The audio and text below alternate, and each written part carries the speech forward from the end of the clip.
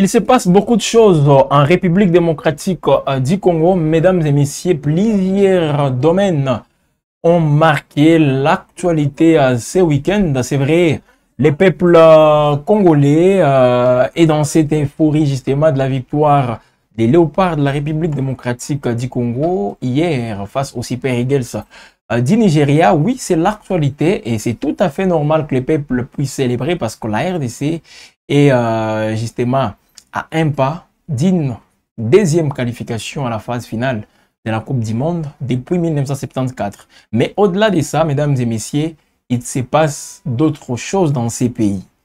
Et là, c'est sur les plans sécuritaires où on a des nouvelles à vous partager, où on a des nouvelles, mesdames et messieurs, qui nécessitent aussi vos commentaires, votre point de vue en tant que Congolais, en tant que, justement, amoureux de cette grande nation au cœur de l'Afrique.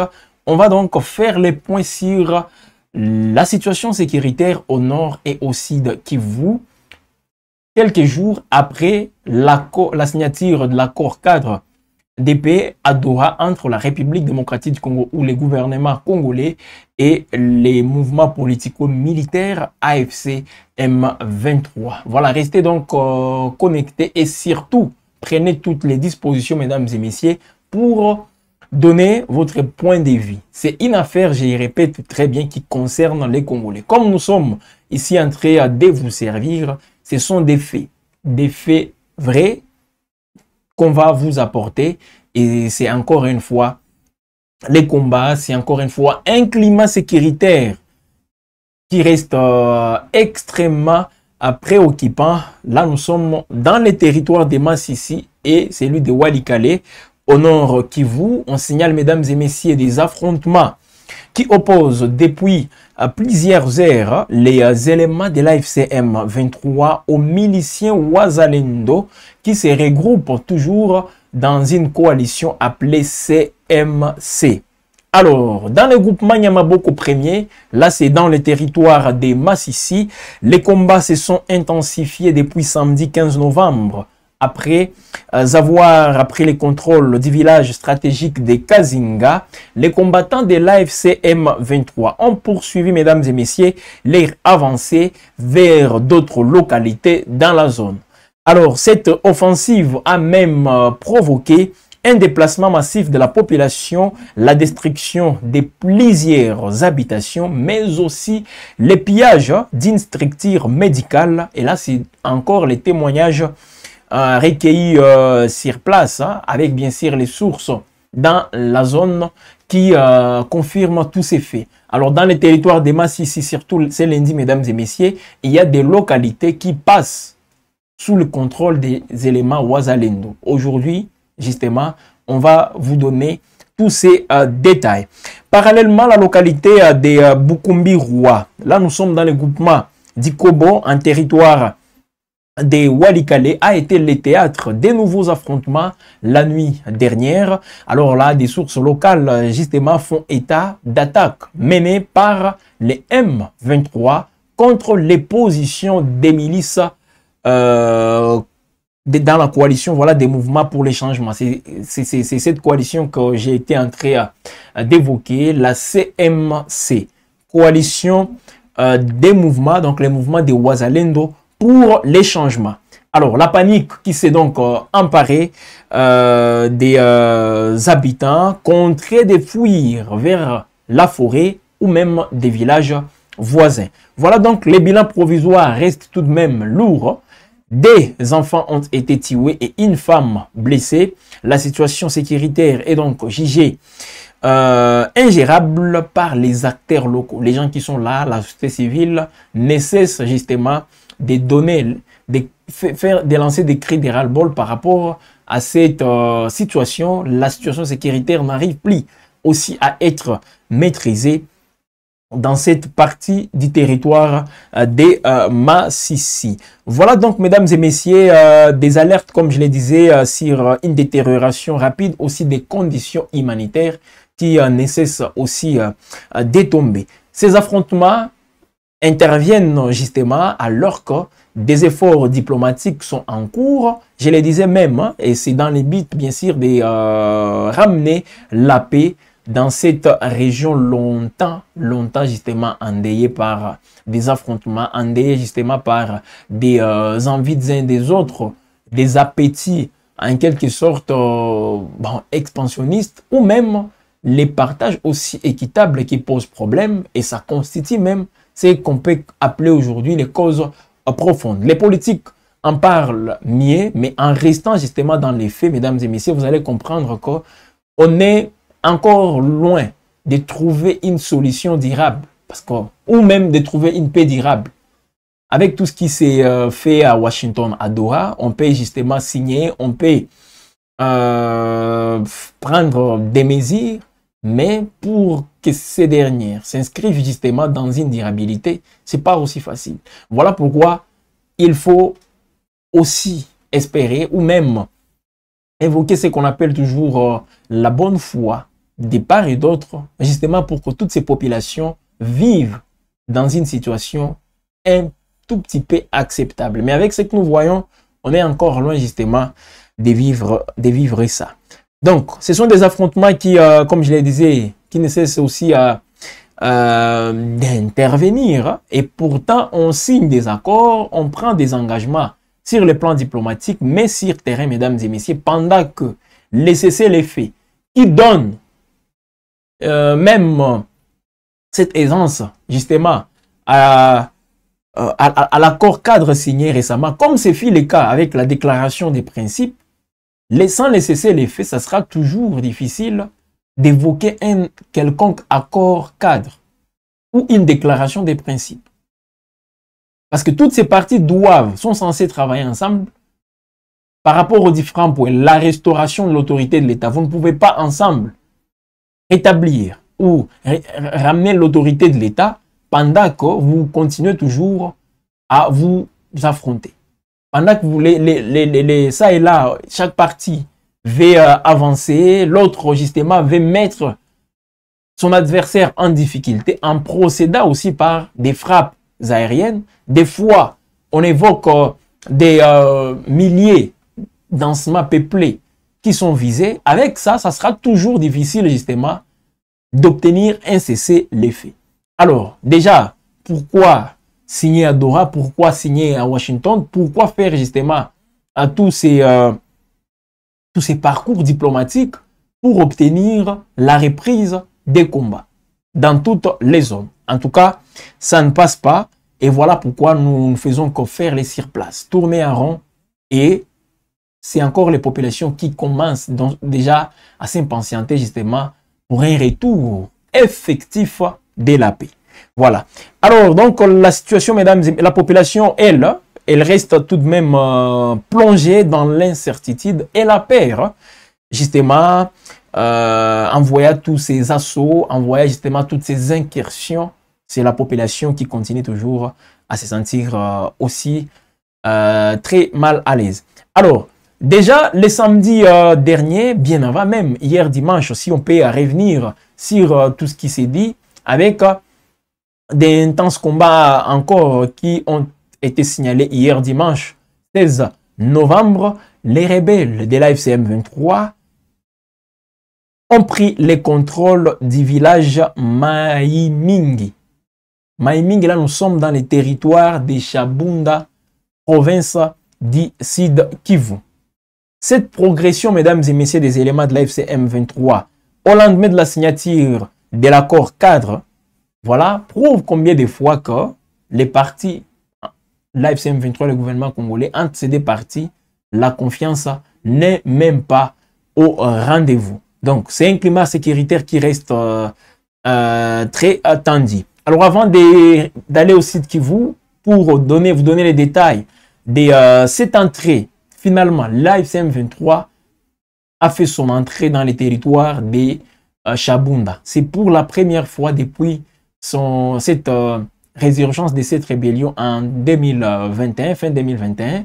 C'est la première fois qu'ils entrent justement à Chabunda. On va en parler. Mais par contre, dans le territoire de Massissi, les Wazalendo vient de prendre le contrôle des 2 villages. Là, nous sommes près de Mweso. Voilà, Mweso, c'est dans le territoire de Massissi, comme je le disais. Et là, c'est le village de Kachanje et Nyamapanika, là situé bien sûr près de Mweso, dans la chefferie de Bachali, en territoire de Massissi, province du Nord Kivu. Ces 2 villages, mesdames et messieurs, sont passés sous contrôle des Wazalendo. C'est hier dimanche 16 novembre, à l'issue des violents affrontements contre les rebelles de l'AFC M23. Alors, des sources dans la zone indiquent que les Wazalendo ont lancé des attaques contre les positions rebelles depuis samedi. Donc, les samedis, les Wazalendo attaquaient pendant que le gouvernement congolais, qui tout de même, via les FARDC, reste un allié aussi de taille pour les Wazalendo. L'allié qui signe à Doha les cessez-le-feu avec l'accord cadre justement de paix. Et voilà, les Wazalendo, et par contre, faisaient déjà des incursions nécessaires de mener aussi à des attaques contre les positions de l'AFC M23. Et là, ce sont des sources locales qui indiquent justement que les Wazalendo, ce sont eux justement qui ont lancé des attaques contre les positions rebelles depuis samedi. C'est dans la matinée maintenant d'hier dimanche qu'ils ont délogé les rebelles de l'AFC M23 de ces 2 bourgades. Les habitants de ces 2 villages sont donc en déplacement vers Mweso, d'ailleurs Mweso centre pour être précis, et d'autres sont restés coincés dans leur maison. Il y a même des petites séquences en images, des vidéos qui montrent les Wazalendo dans le territoire de Massissi en train de montrer combien de fois ils ont pris le contrôle de ces 2 villages. La tension est encore perceptible, il faut le dire, dans les montagnes Sirplomba, Mweso et Boussumba, renseignent les mêmes sources, justement. Là, nous sommes dans le territoire de Massissi, au nord Kivu, avec justement cette enquête de Wazalendo, et ça les rassure bien sûr parce qu'aujourd'hui, ils contrôlent des entités dans les Bachali. Alors, est-ce qu'ils vont y rester le plus longtemps possible? Parce que ça a toujours été aussi compliqué pour les Wazalendo de se constituer en force d'occupation. Ils peuvent, oui, déloger, mais est-ce qu'ils ont un effectif consistant pour justement rester là et peut-être sécuriser les populations? C'est là où beaucoup de questions doivent être posées. Parce que ne soyez pas surpris, ce n'est pas la première fois surtout qu'on entend les Wazalendo prendre le contrôle d'une entité et après eux-mêmes disparaissent. Avant même qu'on vienne les déloger. Donc sont là, mesdames et messieurs, les réalités de cette guerre. Voilà pourquoi, avec l'option militaire, il y a beaucoup de réalités. Malheureusement, je dis bien malheureusement, qui des fois ne nous permettent pas aussi de bien avancer. Oui, les Wazalendo récupèrent des villages. Et après, vous allez voir l'AFC M23 revenir dans ces 2 villages. Et on sera toujours là en train de faire les surplaces, sans pour autant avancer, comme on peut le dire. Pendant ce temps, mesdames et messieurs, le groupe rebelle AFC M23 a occupé depuis hier dimanche 16 novembre, premier village du territoire de Chabunda à Maimingi. Et c'est là après une attaque surprise contre les forces armées de la République démocratique du Congo. Les FARDC ont été surpris par une attaque surprise, justement comme je l'ai dit, permettez cette tautologie, voilà. Ils ont été surpris de voir les éléments de l'AFC M23 mener des incursions et ça a fait à ce que l'AFC M23 prenne pour la première fois, je dis bien pour la première fois, ces villages ou cette entité fasse les rentrer plutôt dans les territoires des Chabunda au sud Kivu. Voilà. Une attaque qui a provoqué les déplacements massifs aussi des populations. Mais pendant ce temps, l'armée congolaise, donc les forces armées de la République démocratique du Congo, ont d'abord riposté. Voilà, ils ont riposté avant de se replier justement vers Kimbili, où les centres de santé accueillent plusieurs blessés, selon la société civile locales. Voilà donc cette attaque, mesdames et messieurs, qui a provoqué des déplacements massifs des populations avec, encore une fois, des milliers de personnes qui ont fui la zone. Voilà donc le village de Maimingi, qui est situé à la frontière avec les territoires de Walungu. Voilà. Donc, entre Shabunda et Walungu. Un territoire, le territoire de Walungu, en tout cas, il faut le dire, presque entièrement contrôlé par la rébellion, est désormais sous occupation de l'AFC M23. Et ceci marque, mesdames et messieurs, la première, je dis bien la première incursion de cette rébellion dans l'ensemble des 8 territoires du Sud Kivu. Walungu, Shabunda, Mwenga, Kabare, Fizi, Kalehe. Voilà. Dans tous ces territoires, mesdames et messieurs, l'AFC M23 fait des incursions ou même contrôle des entités. Donc les sites Kivu aujourd'hui bat les records par rapport au Nord Kivu. Parce qu'au Nord Kivu, justement, ils ne sont pas à Beni. Ils sont, oui, à Lubero, mais ils ne sont pas à Beni, tout comme ils ne sont pas aussi dans la ville de Butembo. Et aussi de Kivu, ils ne sont pas encore, justement, de manière officielle dans la ville d'Uvira. Ils sont à Bukavu, ils sont dans tous ces territoires que je viens de citer, mais ils ne sont pas encore arrivés au niveau d'Uvira comme ville. Parce qu'à Fizi, ils sont là avec leurs alliés de Twirwaneho. Parce que c'est une branche aussi de l'AFC M23. Donc, Shabunda était jusque-là l'unique entité, mesdames et messieurs, l'unique entité territoriale. Donc, l'unique territoire d'ici de Kivu, voilà, déconcentré, voilà, où la FCM23 n'avait pas encore une présence militaire. Alors, ces territoires se distinguent par son immensité ainsi que par ses riches ressources minières, mais aussi forestières. La société civile de la place qui rapporte déjà ce lundi 17 novembre que le centre de santé de Nyalubemba à Kimbili est débordé par des blessés civils, mais aussi des militaires. La population de Kimbili, de ce village justement, vous allez comprendre, cette population vit dans la panique, incertaine bien sûr de l'avenir après la perte des villages de Maimingi, voilà, qui constituait plutôt un verrou stratégique pour l'armée congolaise. Voilà donc, depuis début 2025, aujourd'hui nous sommes au mois de novembre, les rebelles de l'FCM23 occupent la ville de Bukavu, comme vous le savez, c'est depuis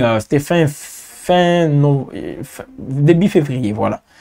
Mi-février ou début février, quelque chose pareil.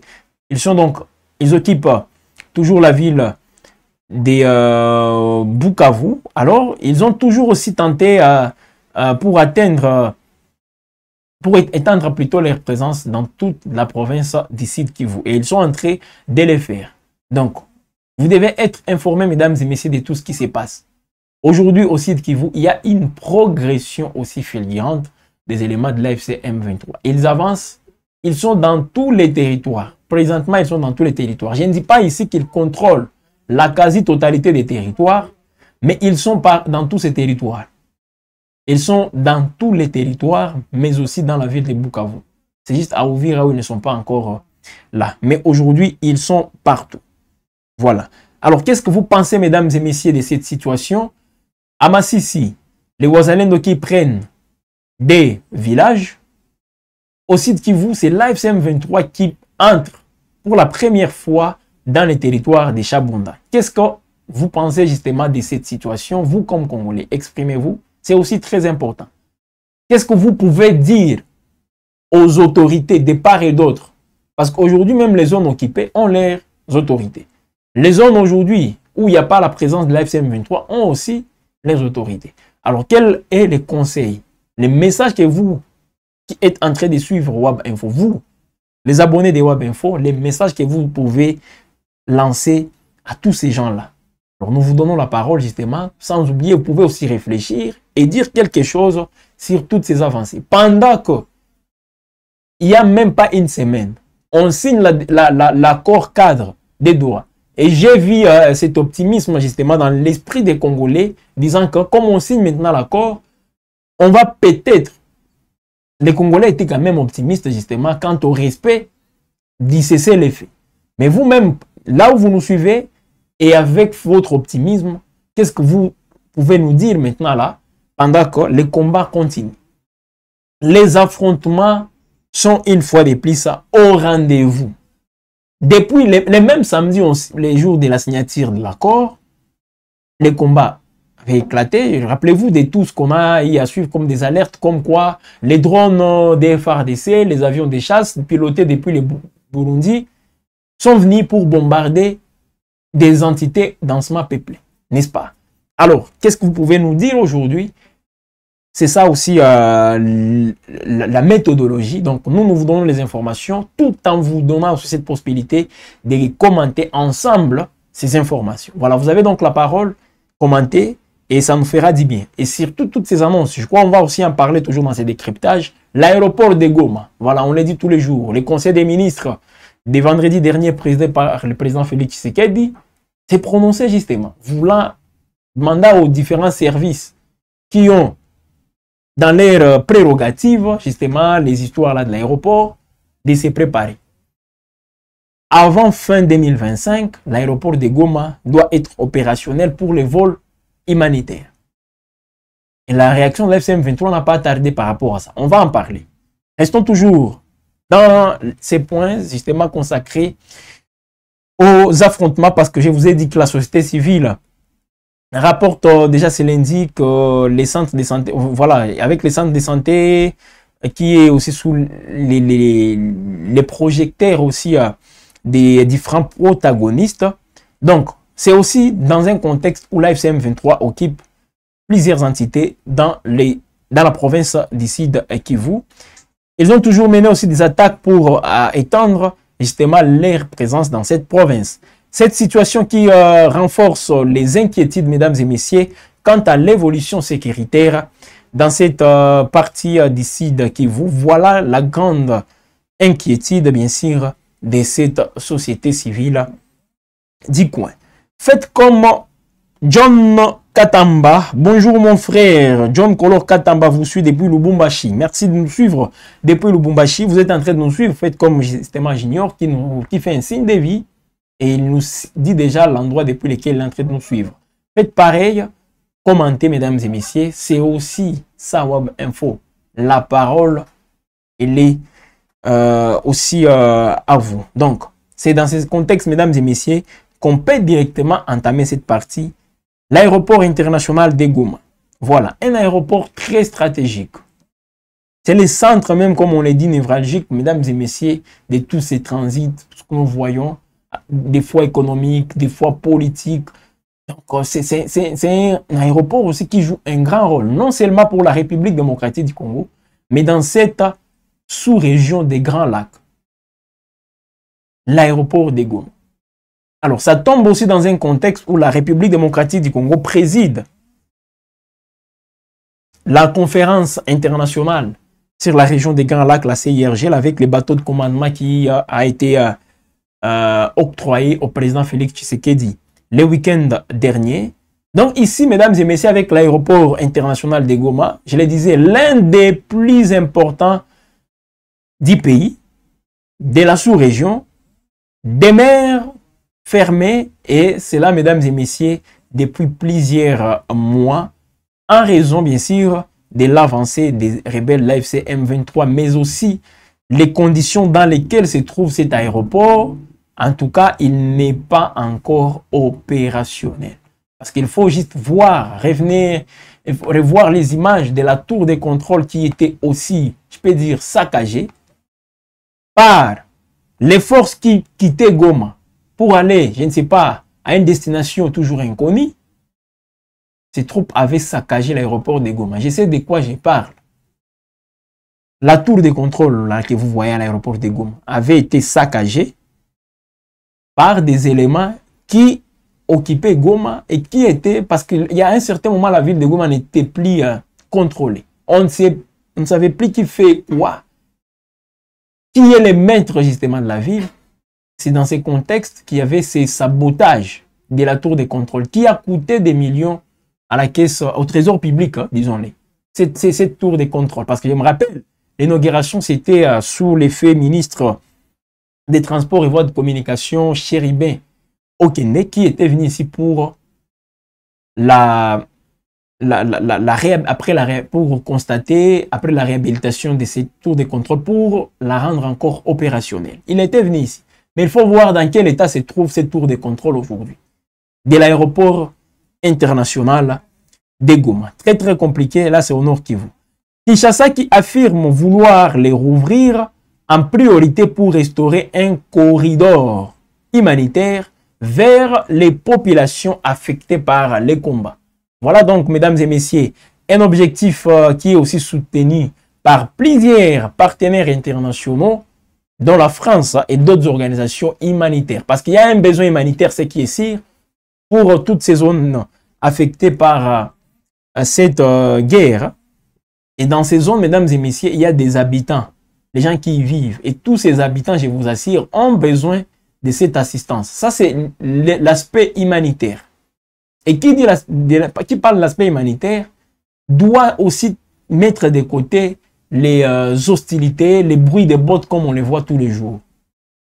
C'est un peu ça. Alors, je vais vous laisser suivre, mesdames et messieurs, l'extrait du compte rendu du Conseil des ministres, lu ici par les porte-parole du gouvernement Patrick Mouyaya. C'était bien sûr après voilà, un Conseil des ministres présidé par le président Félix Tshisekedi. Alors Patrick Mouyaya qui nous fait la lecture de ces comptes du compte rendu. Alors nous, on a pris juste un extrait que nous vous laissons suivre, mesdames et messieurs, et pour revenir pour d'autres actualités, toujours dans ces décryptages.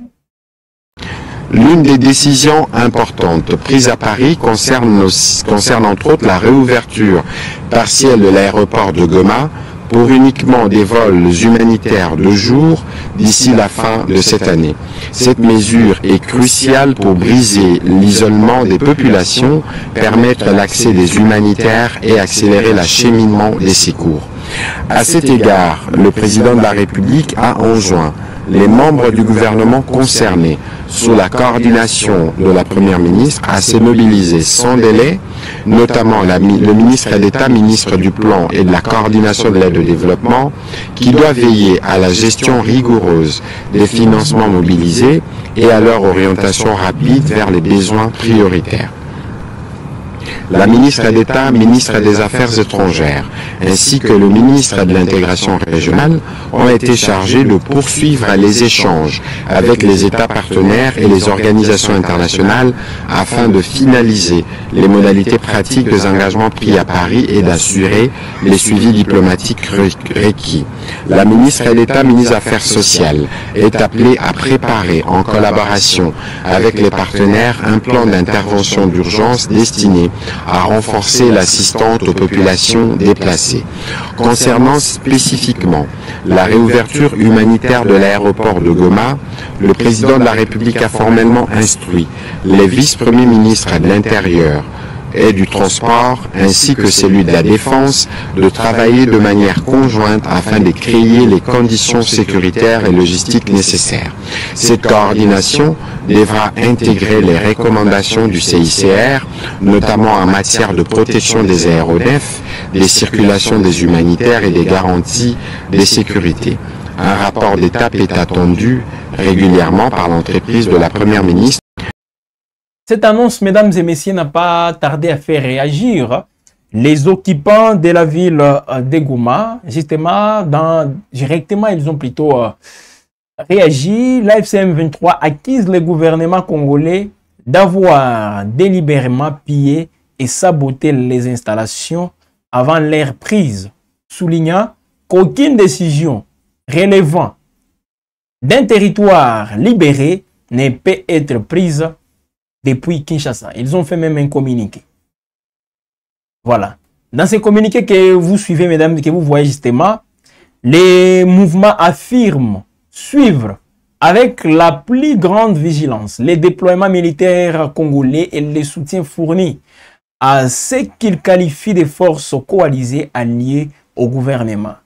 Les combats, comme vous savez, qui se poursuivent sur plusieurs axes autour des Kazinga, Bukombo et Mahanga, des zones aussi clés pour les contrôles des routes menant vers Massissi Centre. Alors donc l'AFC M23 qui tient également à se dissocier des tensions diplomatiques persistantes entre Kinshasa et Kigali. Parce que dans ses communiqués, si vous voyez les derniers paragraphes, il parle même de toutes les tensions entre Kinshasa et Kigali, assurant que les contentieux entre les deux États ne concernent en aucune manière son organisation, les mouvements régulièrement accusés par la République démocratique du Congo et par les experts des Nations Unies dans les rapports d'être soutenus par les Rwandais. Des accusations bien sûr que Kigali dément toujours, tout en estimant que Kinshasa doit gérer ces différends. Alors que, comme vous le savez, les partenaires internationaux, mesdames et messieurs, appellent à une désescalade, mais aussi à un accès sécurisé de l'aide, à l'aide plutôt humanitaire, la réouverture donc de l'aéroport international, il faut le dire, l'aéroport international de Goma s'annonce justement comme un nouvel enjeu d'autorité et de souveraineté entre les gouvernements congolais et les occupants actuels de la ville, donc les mouvements rebelles AFC M23. Pour l'air, aucune réaction officielle, mesdames et messieurs, de Kinshasa n'a été aussi rendue publique ou une réponse aussi qu'on peut avoir déclaration, justement, répondre à la déclaration de l'AFC M23. Une déclaration qui répondait aussi à cette décision prise dans les conseils des ministres présidés par le président Félix Tshisekedi à la cité de l'Union africaine. Voilà, mesdames et messieurs, comment les choses sont en train de se passer. Alors, pendant que nous sommes en train d'évoquer ou de parler de toutes ces actualités, c'est en direct justement sur votre chaîne de prédilection Web Info Télévision.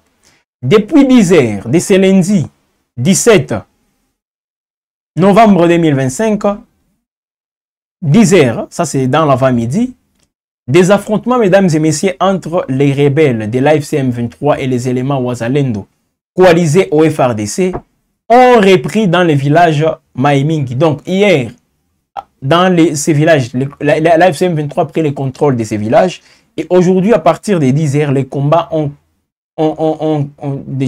été signalés encore, sont signalés d'ailleurs, il faut le préciser, à Maïmingi. Là nous sommes dans les territoires de Chabunda, au Sud Kivu. Cette reprise des combats, mesdames et messieurs, intervient à Maïmingi au lendemain justement du contrôle de ces villages par les éléments de l'AFC M23. Donc aujourd'hui même, c'est lundi, parce que nous sommes en direct. Comme toujours, Web Info vous fait vivre les événements, vous fait les décryptages toujours en direct. Pendant que nous parlons, des combats sont aussi signalés dans cette entité se trouvant dans les territoires de Chabunda au Sud Kivu. Après que les M23 aient pris le contrôle de cette entité, les Wazalendo sont en train de tout faire pour reprendre le contrôle de cette entité. L'armée aussi qui a encore une fois, qui s'est illustrée par les replis stratégiques, il faut le dire. C'est l'armée congolaise, oui, mais une armée qui des fois aussi fait des choses surprenantes. L'armée a fait des retraites progressives plutôt, pour dire que non, on a été surpris par les attaques de l'AFC M23. Voilà pourquoi on s'est retiré progressivement, intelligemment. Oui, vous vous retirez, mais pour revenir, c'est ça aussi. C'était le même discours en Kita Goma, c'était le même discours en Kita Bukavu. Nous faisons des replis stratégiques. Depuis tous ces replis, quelles sont les stratégies que vous avez encore mises en place? Les stratégies que vous-même vous avez prises pour reconquérir toutes ces zones. On ne voit pas grand-chose. Oui, les drones, les bombardements, les Sukhoi, je ne sais pas quoi. Mais sur le terrain, au sol, qu'est-ce qui se passe? Est-ce que ce sont ces drones-là qui ont permis? J'ai dit, mais est-ce que ce sont ces drones qui ont permis au FARDC de reprendre le contrôle de toutes ces zones? Mais les Wazalendo qui n'ont pas ces drones, qui n'ont même pas ces drones-là, arrivent quand même à inquiéter un tout petit peu. Bien que, et aussi, je l'ai dit tous les jours, c'est difficile que les Wazalendo se constituent en force d'occupation, vu l'effectif qu'ils ont. Mais aussi, cette élégance de gestion, est-ce qu'ils en ont? L'élégance de gérer tout ça, c'est pas dans leur prérogative, dans leur ADN. Ça n'existe pas. Parce qu'ils peuvent être là et puis vous allez le voir disparaître. C'est ce qu'ils font, toujours même ici à Goma. Ils peuvent faire des incursions dans les quartiers périphériques de la ville de Goma sans pour autant justement avoir l'idée, l'objectif ultime de déloger les éléments de l'FCM23. Ce sont des réalités que nous devons aussi vous dire, mesdames et messieurs. Des replis stratégiques en laissant Goma, des replis stratégiques en laissant Bukavu, là c'est l'armée. Et après, comment on appelle ça? Il y a un terme qu'on utilise, monter en puissance. Alors il ne faut plus encore qu'on puisse se tromper nous de Congolais. Le gouvernement peut parler de monter en puissance, mais vous là où vous êtes, posez-vous des questions. Est-ce que si réellement notre armée monte en puissance, on peut vivre ces événements? C'est ce qu'on peut voir sur terrain. Si c'est ça la montée en puissance, donc mieux vaut rester comme nous étions au lieu de parler d'une montée en puissance, souhaiter une montée en puissance et vivre ces humiliations. En tout cas, on doit être sincère envers nous-mêmes. Alors, vous êtes toujours nombreux, mesdames et messieurs, en train de nous regarder sur Wab Info. Ici, on se dit la vérité. Si vous aussi, partout où vous êtes, vous avez une vérité à dire, mais que ce soit une vérité qui respecte aussi certaines sensibilités. Quand je parle de certaines sensibilités, qu'on évite de s'attaquer, de faire des attaques personnelles, des injures. On peut tout simplement analyser les faits, on peut commenter, on peut donner son point de vue sans pour autant justement faire créer des dérapages aussi linguistiques. C'est un peu ça, mesdames et messieurs. Et avec cette idée, avec cette règle, je crois qu'on peut toujours aussi parler la vérité, éclairer toutes ces zones d'ombre justement qui entourent cette guerre. Parce qu'il y en a. Il y a plusieurs zones d'ombre. Au moment où les mensonges prenaient le dessus sur la vérité, les zones d'ombre ont pris le dessus sur... Les zones d'ombre aussi ont pris le dessus justement sur la vérité. Et pourtant, la vérité, elle est là, mais à un certain moment, elle manque des gens qui peuvent la véhiculer, qui peuvent dire cette vérité à tout le monde. Mais nous, on est en train de les faire, pas parce que, je dis bien pas parce qu'on est mieux informé que tout le monde, non. Pas parce que c'est l'intelligence qui est un peu supérieure par rapport à d'autres, non. Mais c'est plutôt le courage de les faire. Le courage et surtout la ligne éditoriale. Ici, on ne fait que parler des choses réelles. On ne fait que éclairer la lanterne des Congolais. Les Congolais, là, qui ne connaissent pas ça, au lieu de les laisser toujours à la merci des politiques, des politiciens, mieux vaut quand même qu'on vienne aussi pour donner ces informations, pour dire toutes ces vérités aux Congolais. C'est très, très important. On n'a pas cet intérêt, mesdames et messieurs, de vous mentir. Pour vous faire juste plaisir, non. Moi, je reviens toujours sur cet aspect. Parce que c'est aujourd'hui la tendance que les choses sont en train de prendre. Je sais qu'il y a des gens qui ne seront pas contents de tout ce que je suis en train de dire. Et ils vont me coller de nationalité. Ça, c'est normal. Ils vont faire des injures. OK. Mais il faut toujours avancer. Si vous voulez rester dans ces mêmes, avec cette même attitude, d'injurer lorsqu'on vous dit la vérité, bon, laissez comme ça. Vous restez comme ça plutôt. Nous autres, on est en train d'avancer. Alors, nous disons merci à Thomas Zawadi qui nous a réalisé. Merci, mesdames et messieurs, à vous tous de nous avoir suivis. Merci à toute l'équipe de Web Info qui a concouru justement à cette production. On va donc se retrouver, mesdames et messieurs, prochainement pour d'autres actualités. Voilà l'effervescence ou disons l'euphorie de la victoire des Léopards. On continue toujours à vous occuper, je comprends très bien, mais la vie continue et surtout merci à ces Léopards justement pour cette joie encore qu'ils ont mis dans les cœurs des Congolais, les Congolais qui souffrent tellement, économiquement les Congolais souffrent, sur le plan sécuritaire les Congolais souffrent, donc dans presque tous les domaines de la vie humaine, les Congolais souffrent. Alors quand il y a quand même des petites choses comme ça, où ils ont des choses rares, voilà, pas des petites choses, des choses rares plutôt, comme le football avec l'équipe nationale, ça nous fait énormément du bien. Mesdames et messieurs, on va donc se retrouver prochainement.